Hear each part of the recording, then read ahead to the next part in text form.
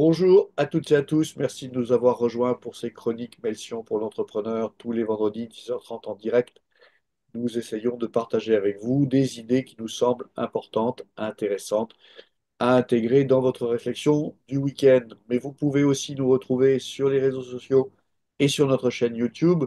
Et là, vous pouvez consommer ces chroniques comme vous le souhaitez, en podcast, en faisant du vélo ou bien simplement en prenant quelques minutes pour réfléchir.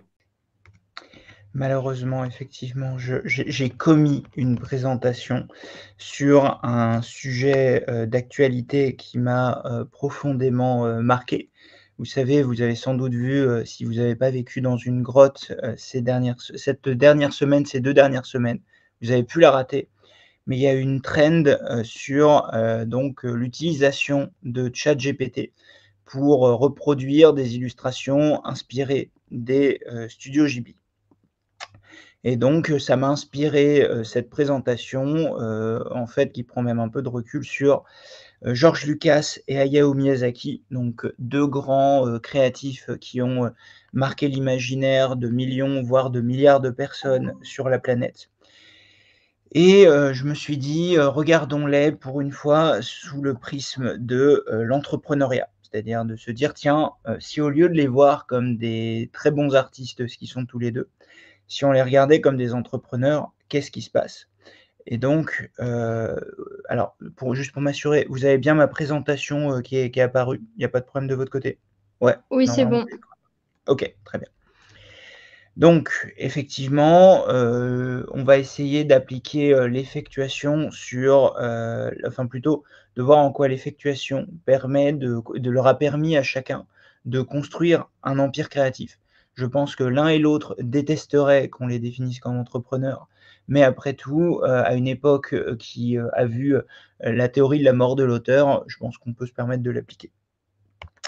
Donc effectivement, avant toute chose, moi je tiens à rappeler que la traîne autour de Ghibli, ChatGPT, pour moi est un cauchemar créatif. Parce que certes, ça génère des images qui sont réminiscentes de, comment dire? De l'approche effectivement de Hayao Miyazaki, qui, est quand même l'un des 2 grands artistes du style Ghibli. Et en même temps, moi je suis toujours frappé par le fait que, c'est des images qui, sont des caricatures à chaque fois de ce qu'est le style Ghibli. Comment, reproduire la profonde humanité et toutes ces scènes, très particulières de l'esthétique Ghibli qu'on va retrouver dans des films comme, Porco Rosso par exemple. Tout, la fascination pour la mécanique, qu'on a pu voir dans des films comme Porco Rosso ou comme, notamment, Le vent se lève, et toute cette représentation de la façon dont la mécanique est représentée chez Miyazaki. Et puis évidemment, la poésie singulière de films comme Le voyage de Chihiro, dans lequel aussi on a toute cette scène emblématique donc de la traversée en train, où Chihiro est accompagné d'un sans visage et de petits animaux, qui en fait ont été, transformés, enfin, je ne vous spoile pas le film, mais avec, une scène emblématique, qui, est particulièrement poétique et qui, emporte dans l'univers, qui en fait, même encore aujourd'hui, sont des scènes marquantes du cinéma. Je tiens à dissiper tout de suite un a priori d'ailleurs sur Miyazaki.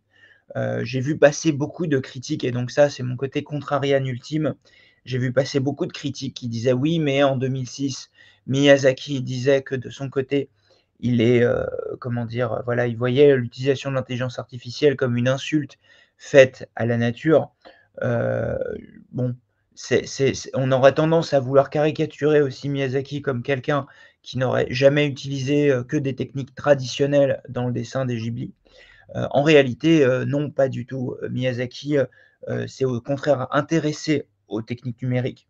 Simplement, il y a toujours eu une réflexion profonde, chez Miyazaki sur ce qui pouvait être fait en utilisant ces techniques numériques pour apporter quelque chose de plus au dessin et pas seulement être dans une logique de se simplifier la vie, mais aussi de, tenir un propos. Et donc je pense que le vrai cauchemar créatif et c'est un peu ce que je vais essayer aussi d'évoquer aujourd'hui, il n'est pas tant sur la forme que sur le fond et le fait que ces images finalement n'apportent pas tellement de fond supplémentaire.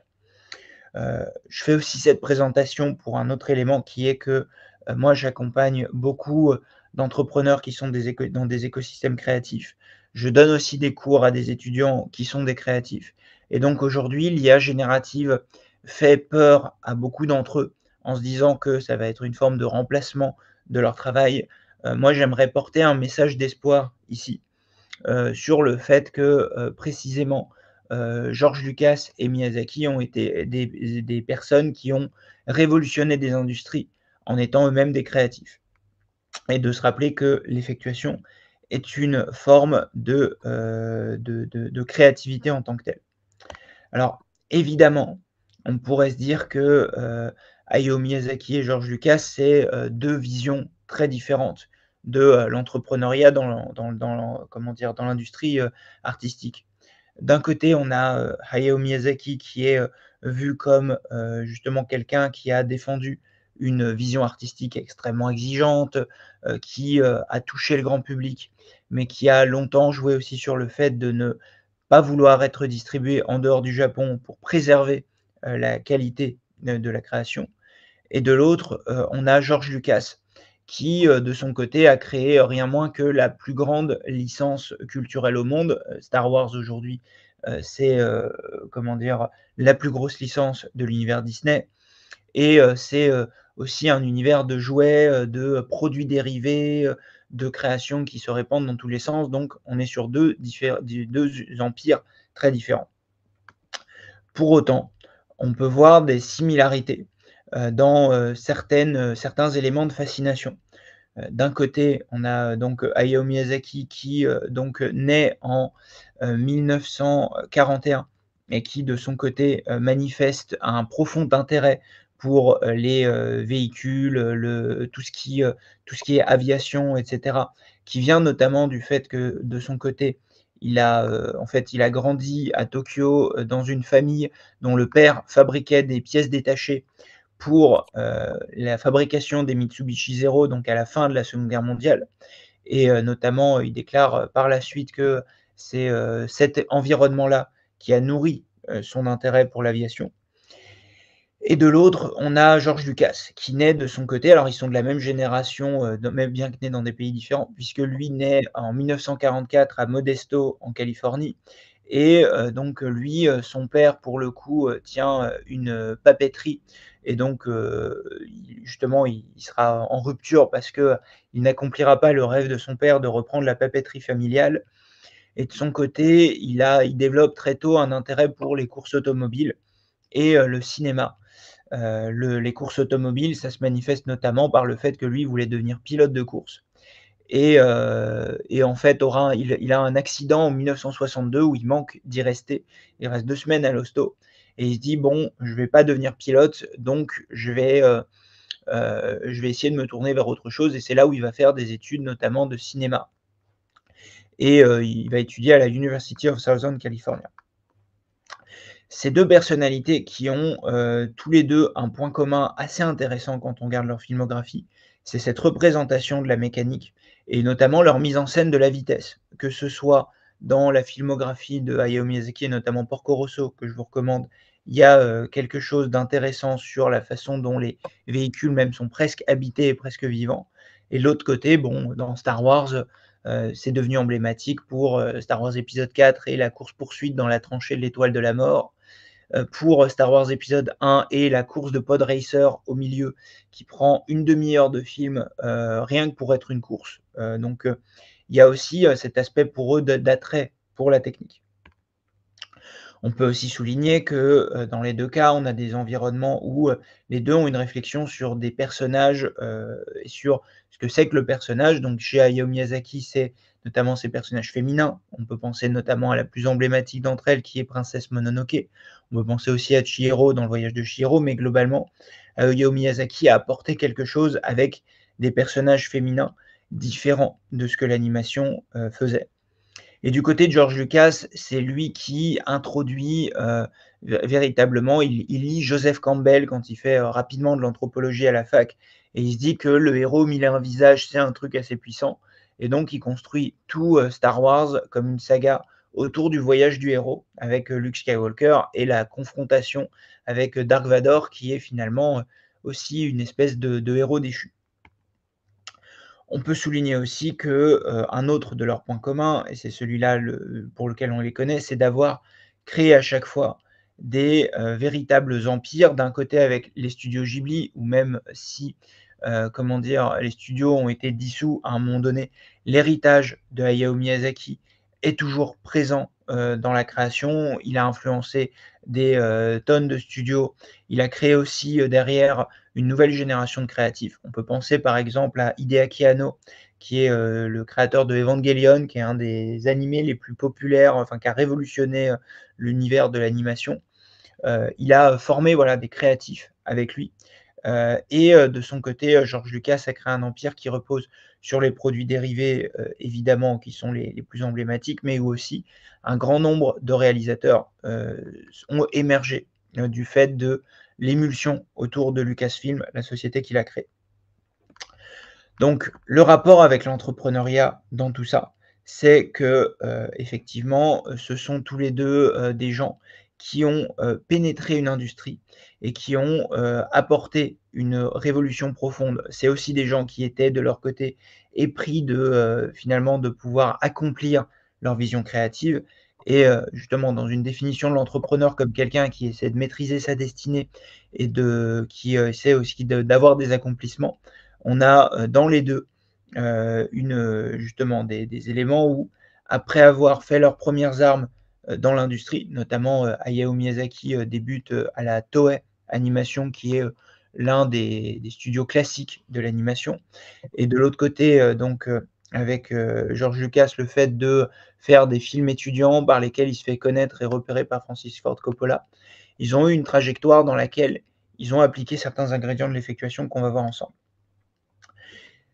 Si on l'applique justement, donc cette théorie de Sarah Sarasvati qui est structurée, autour de 5 grands principes, on va le redescendre et on voit qu'on découvre des choses très intéressantes qui sont notamment pour les créatifs une mine d'or à mon avis de réflexion à avoir sur la période contemporaine. Le premier principe, c'est le principe en anglais du bird at hand, un tien vaut mieux que deux tu l'auras en anglais. Dans le cas de Hayao Miyazaki, on voit que ça se manifeste notamment au début de sa carrière, par le fait justement d'être, plutôt que d'aller chercher des ressources et de se lancer tardivement, il va démarrer dans la Toei, il va démarrer comme intervalliste.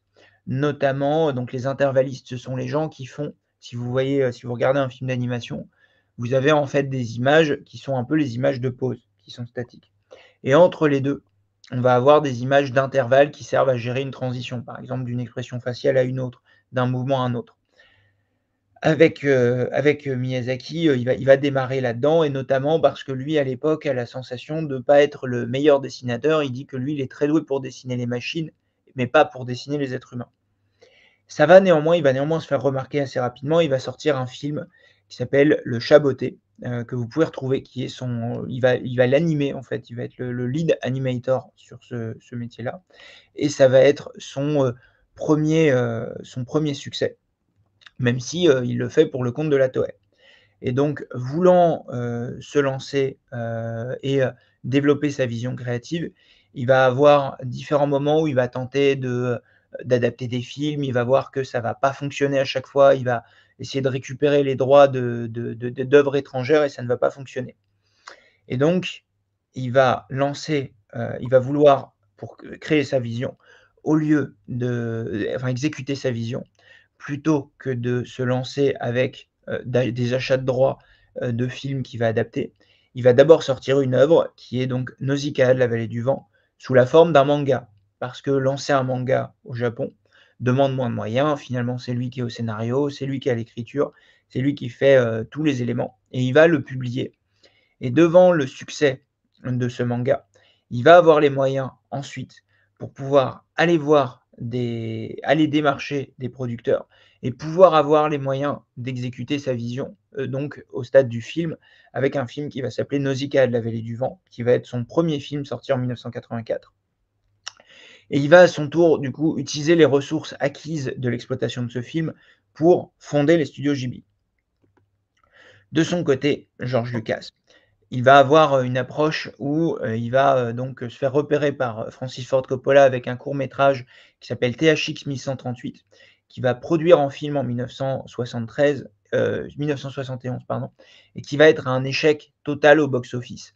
Le film fonctionne pas, c'est un film de science-fiction et il se rend compte qu'il a pas les moyens pour produire vraiment, exécuter, en fait, il est toujours limité par l'étape des effets spéciaux. Et donc du coup, de son côté, il se retrouve à, lancer donc American Graffiti en 1973, qui est, la suite, enfin pas la suite, qui est un film sur l'univers de l'automobile, qui est un univers en voie de disparition à son époque, où c'est, des jeunes qui font des courses de rue et où il essaie justement de mettre en scène cette passion pour la vitesse qu'il a. Et ce film, par contre, va très bien fonctionner. Il va notamment, comment dire? Caster un acteur qui va rencontrer, en fait, qui fait des travaux chez lui, qui est charpentier, qui s'appelle Harrison Ford. Donc Harrison Ford qui est, charpentier, va faire des travaux chez George Lucas, lui dire: «Au fait, je suis acteur et si tu réalises des films, appelle-moi» et ça va être un des acteurs principaux de American Graffiti qui va jouer ensuite dans Star Wars. Et ça va être ça qui va lui donner les moyens d'aller, démarcher la 20th Century Fox pour faire Star Wars, qui est, en fait, la l'œuvre pour laquelle il a, une vision. Et il va démarrer, lui, il a une espèce de vision avec Star Wars où il se dit: «Voilà, ça va être 9 films qui vont raconter, la chute d'une république, l'émergence d'un empire et comment on vainc cet empire pour reconstruire la démocratie derrière». Et avec ce projet-là, il va se dire: «En fait, dans ce que j'ai, la première partie est trop coûteuse, c'est trop compliqué. La dernière partie arrive trop tard. On va démarrer par le milieu, parce que ça se passe sur une espèce de planète un peu désertique, donc les moyens en effets spéciaux vont être moindres» et il va choisir de démarrer par ce qui s'appelle aujourd'hui Star Wars épisode 4, Un nouvel espoir, qui est le premier film qu'il va pouvoir faire avec ça. Et pour pouvoir faire ça, il se rend compte aussi qu'il a pas les moyens d'avoir les effets spéciaux, qu'il voudrait pour son film. Et donc il va notamment aller, il va fonder sa propre société, ILM, qui va lui permettre d'avoir les effets spéciaux dont il a besoin et de produire en fait. Il va réunir une équipe de créatifs qui viennent pas du milieu du cinéma, qui viennent plutôt même des fois du milieu de l'industrie, de l'usine et cetera. Et il va les réunir, pour qu'eux proposent des solutions innovantes à, comment dire? Pour la création des effets spéciaux de Star Wars. Le deuxième principe, c'est le principe de perte acceptable que vous, connaissez, peut-être. Phénomène intéressant, dans le cas de Miyazaki, il va après avoir fondé les studios Ghibli, l'un des premiers films va être Le Château dans le ciel, qui va être un échec au cinéma. Ça va être un échec, parce qu'il est très beau visuellement, mais en fait, comment dire? Le concept passe pas trop et donc finalement Miyazaki va se dire, à ce moment-là, il pourrait se dire: «Voilà, je vais revenir sur une ligne plus commerciale, plus alignée avec les tendances de l'industrie, avec le reste de ce qui est créé dans l'animation japonaise» et il va décider de son côté de dire: «Non, non, en fait, heu, la vision artistique n'est pas dans ma perte acceptable. Je préfère perdre ma boîte et même prendre du retard sur le projet que de sacrifier ma vision artistique» et il va sortir ce film donc Princesse Mononoke où il va en plus faire tout un tas de choses très inhabituelles. Ça va être la première fois que pour caster un des personnages, le personnage de Moro, la louve que vous voyez derrière, Mononoke enfin derrière scène, il va décider par exemple de caster, une drag queen japonaise, et ça va être une des premières fois où on va avoir ce genre de voix dans, ce genre de casting dans le film. Donc il va aller au bout de cette vision et c'est ça qui va positionner vraiment Ghibli différemment sur l'industrie. De son côté, George Lucas, il va faire un move sur Star Wars, où il va accepter de dire: «Voilà, j'accepte une réduction de 500 000 sur mon paiement de mes droits de réalisateur» et il va, en échange de ça, dire: «Voilà, je préfère perdre de l'argent. En revanche, je veux conserver les droits sur le merchandising de Star Wars». Parce qu'il avait la vision que cet univers qu'il allait créer, il allait pouvoir, en faire quelque chose sur un autre plan, qui est justement celui du merchandising. Et en fait, cette décision, elle va bouleverser l'industrie du cinéma et elle va amener quelque chose de très différent puisque finalement, Star Wars est le grand film qui va amener l'univers du jouet enfin plutôt qui va mettre en relation l'univers du jouet et l'univers du comment dire? L'univers du cinéma. Donc là, je pense que déjà, vous vous dites qu'il y a peut-être des choses intéressantes, effectivement, à réviser sa vision en se disant qu'on peut les voir comme entrepreneurs avec profit. Mais c'est pas tout.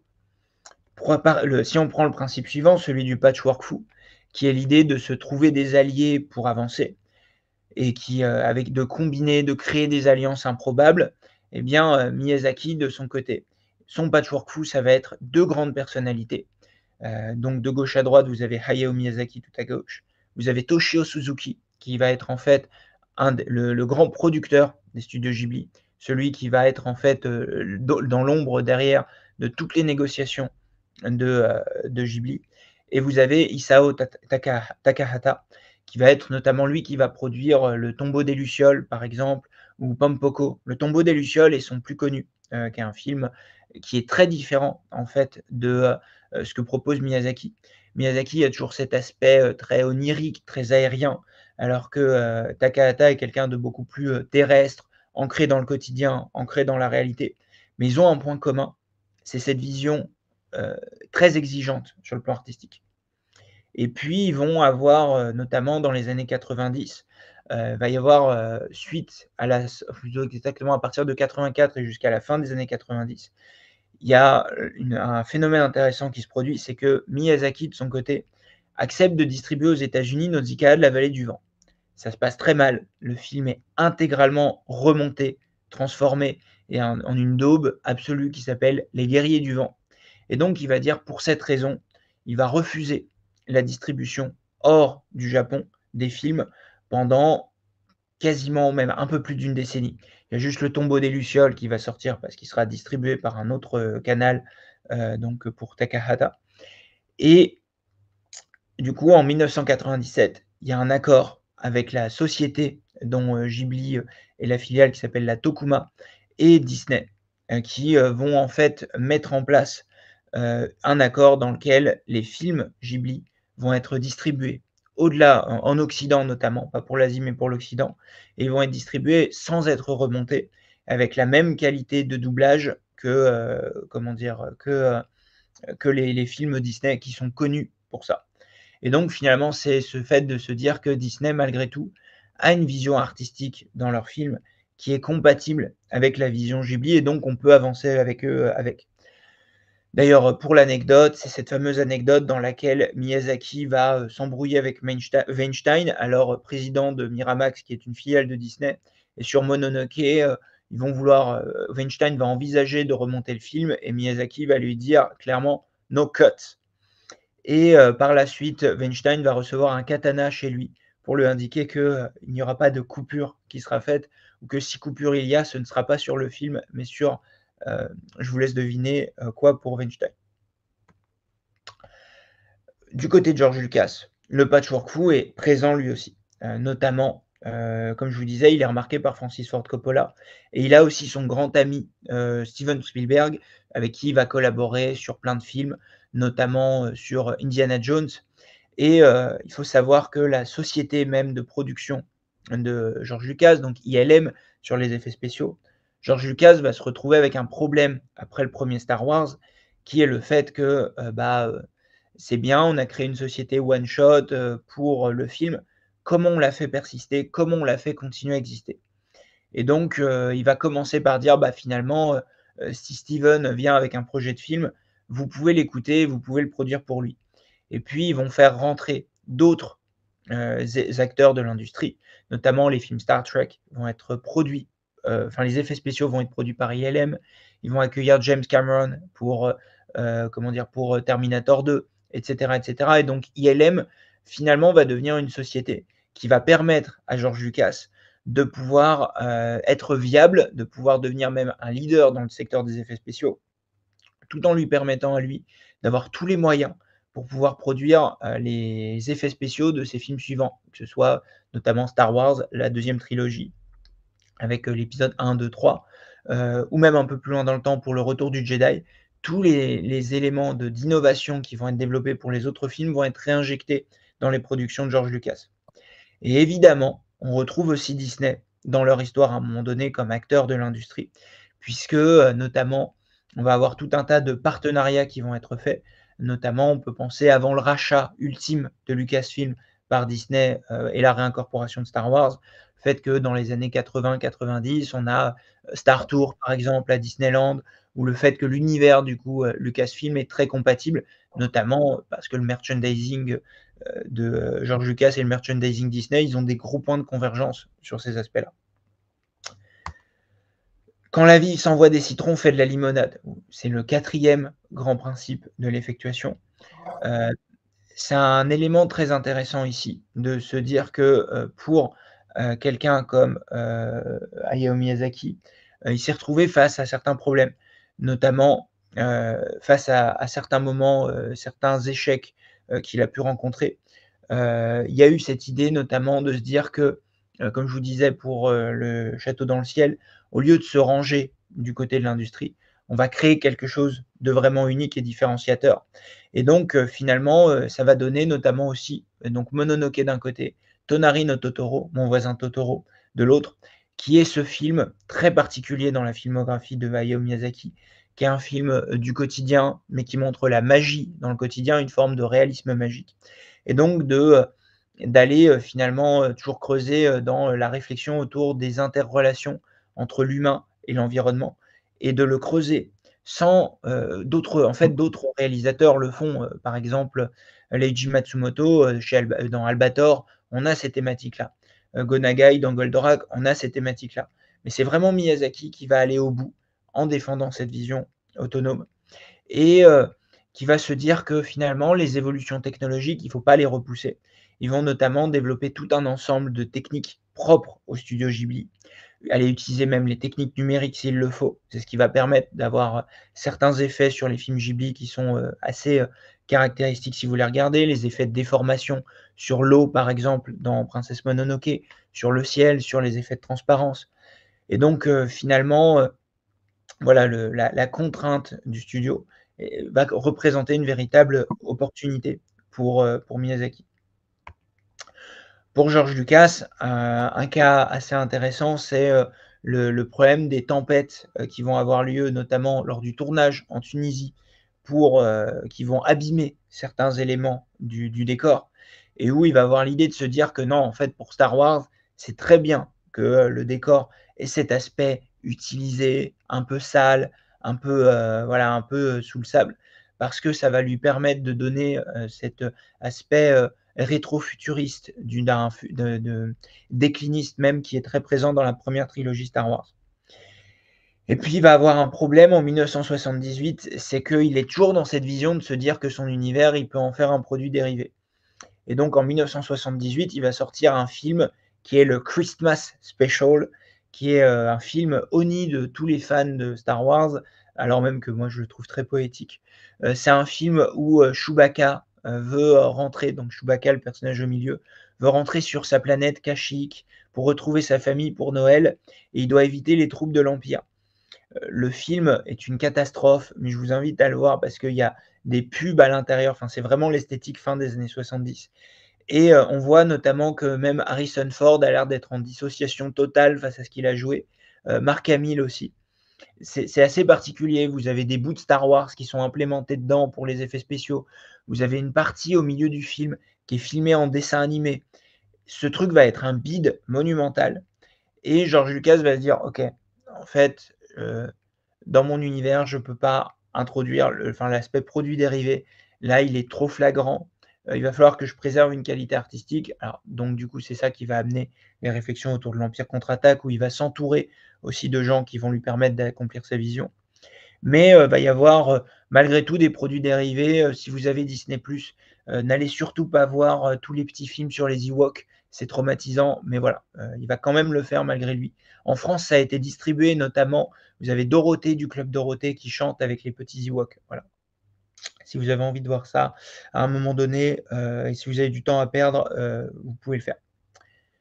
Dernier principe, le pilote dans l'avion.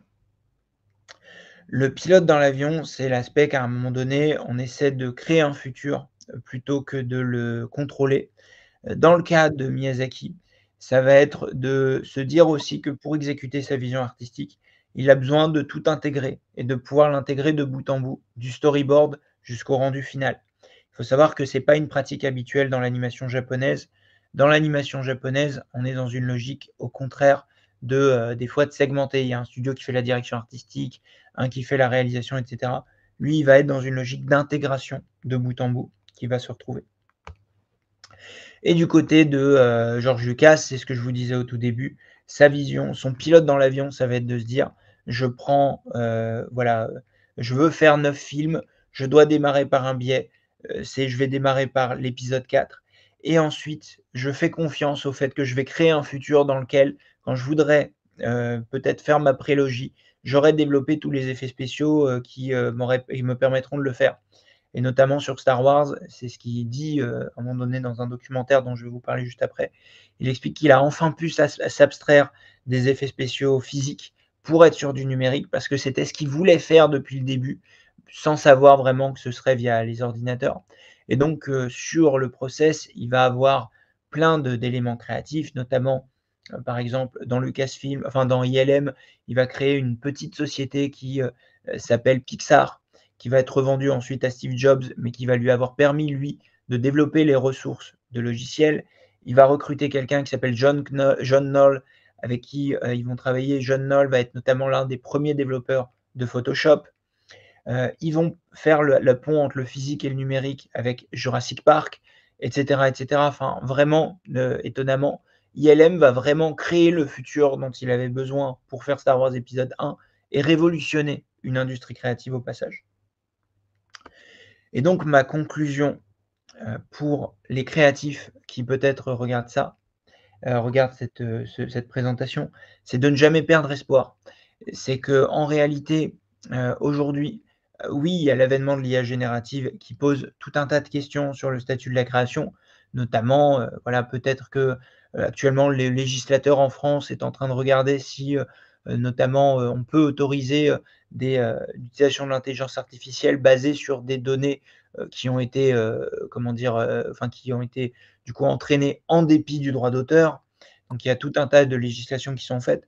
Néanmoins, je pense qu'il faut aussi regarder tous ces grands principes, se laisser inspirer par ces créatifs qui ont, chacun à leur façon, révolutionné des industries, en finalement décidant de ne pas sacrifier leur vision artistique et plutôt de trouver les moyens de l'exécuter et donc finalement, ces 2 artistes aussi ont une vision qui, partagent une vision pleine d'espoir, que ce soit Star Wars: Un nouvel espoir, que ce soit Le ciel infini de Porco Rosso et donc c'était à ça que je, voulais aussi, vous inviter.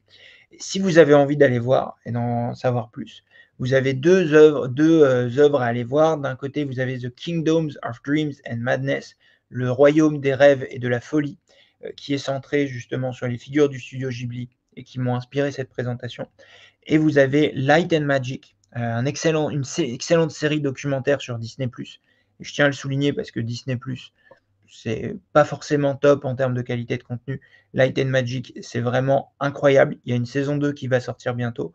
Mais les épisodes, si vous aimez l'industrie créative, c'est une pépite. Vous allez voir en plus plein de grands noms de l'industrie. Vous allez découvrir leur lien avec ILM et c'est fantastique.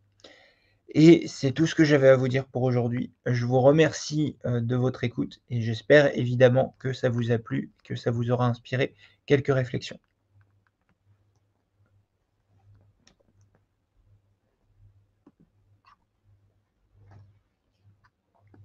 Oui, merci beaucoup, Cyrielle. Euh, Au final, l'un et l'autre ont démarré avec quel capital?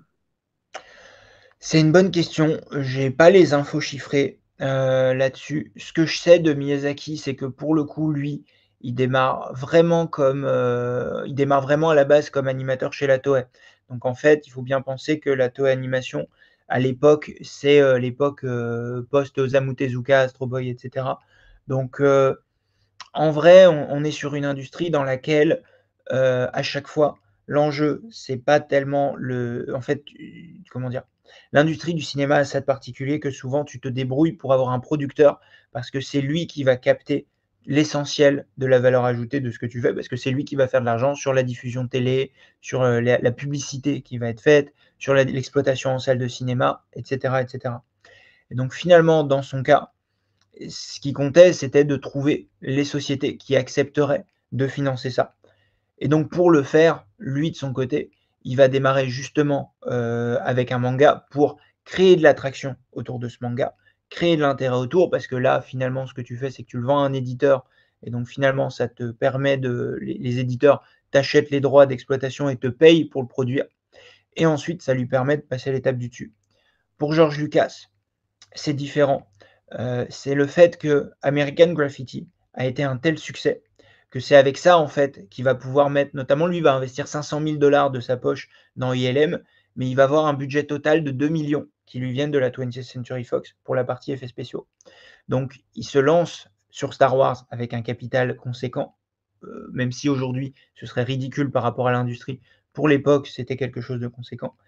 Mais il le fait après avoir rencontré un premier succès qui l'a positionné comme réalisateur et qui lui a permis finalement, il explique notamment dans Light and Magic, qu'il a investi l'essentiel en fait de ses gains de l'American Graffiti dans, dans Star Wars. Merci beaucoup, Cyrielle. C'est un peu pareil pour Claude Lelouch. Ok, super intéressant. Je connais pas très bien, je t'avoue que j'ai mes têtes et je connais pas très bien Claude Alors, Lelouch, mais si tu veux en dire plus. son premier rendez-vous très rapide, il n'avait pas de fric, il n'avait pas de bureau. Par contre, il avait une belle bagnole parce qu'il a toujours aimé ça. Il avait une Mercedes décapotable qu'on voit dans certains de ses premiers films. Et en fait, il est allé accueillir son investisseur, son premier investisseur pour son premier film à l'aéroport en lui disant qu'il n'avait pas le temps et donc il amenait d'un avion à un autre. Et comme il avait une belle caisse, en fait, il a réussi à avoir son fric. Ok, intéressant. Merci beaucoup. Ouais, merci Christelle. Ça m'intrigue toujours ces histoires sur l'effectuation. On arrive à redécouvrir des trucs a posteriori qu'on avait ratés. La tentation, c'est à chaque fois, je me demande si on surdétermine pas le regard effectuel. Mais du coup, c'était super, Clément. Merci beaucoup. Je t'en prie. Oui, bah, il y a l'illusion biographique, notamment chez Pierre Bourdieu, qui est un petit peu, on écrit toujours l'histoire a posteriori, en se disant, tout petit déjà, il allait produire une révolution créative. Dans les faits, moi, c'est pour ça justement que j'aime bien le documentaire et les documentaires là-dessus. C'est que oui, c'est vrai que ça le détermine. Pour autant, il y a des. C'est pour ça que je trouve que ces documentaires sont bien faits, c'est qu'ils montrent aussi toutes les difficultés qu'il y a eu, notamment sur par exemple, le tournage du premier Star Wars. Ils expliquent qu'ils avaient 2 ans pour produire le film et au bout d'un an, George Lucas, après avoir fait le tournage en Tunisie, rentre chez ILM, à Los Angeles et en fait, il se rend compte que les types, ils ont, fait 3 plans et ils ont, plein de props. Ils ont fait tous les props et cetera, mais genre, il y a 3 plans qui sont faits et donc il se dit: «Mais là, je suis en galère et en plus, on a consommé une partie du budget assez conséquente, comment on va faire, quoi?» Et il explique que en descendant de l'avion, il était tellement dans le mal qu'il a dû être hospitalisé et qu'on lui a dit: «Il faut que vous vous reposiez monsieur et que là, vous alliez prendre 2 mois de vacances» et qu'il était là: «Non, c'est impossible». Donc voilà, je pense aussi que ces trucs-là, faut pas les négliger aussi je trouve que les documentaires en parlent bien. Merci beaucoup Patrice. Merci beaucoup, Cyrielle. Encore une fois, on va revoir tous ces éléments avec un autre œil. Et je me souviens, il y a 2 ans, être allé au South by Southwest et il y avait une des projections qui était un documentaire sur euh, le, le Star Wars in Christmas. Euh, Ouais, et le documentaire décrivait effectivement tous les causes de pourquoi ce truc a eu lieu, de en quoi il était finalement assez déconnecté de George Lucas sur ce point, et les réactions effectivement assez violentes de part et d'autre sur une œuvre de Christmas comme il y en a d'habitude aux États-Unis chaque année, mais vraiment un truc qui est incompris et par les enfants et par les adultes. Enfin, c'est un misfit total. c'est ça. Et c'est la première fois qu'on voit la planète Kashyyyk, qui ne réapparaîtra que dans Star Wars épisode 3, donc pour les fans, quand même, Pour les vrais fans, tu veux dire. c'est ça. Ah ouais, à ce point-là. Mais oui, quand même, hein, et Génial. puis on voit d'autres Wookiees parce que sinon on ne voit que Chewbacca. Bah Ouais. oui. Et et les autres existent pourtant. Et oui.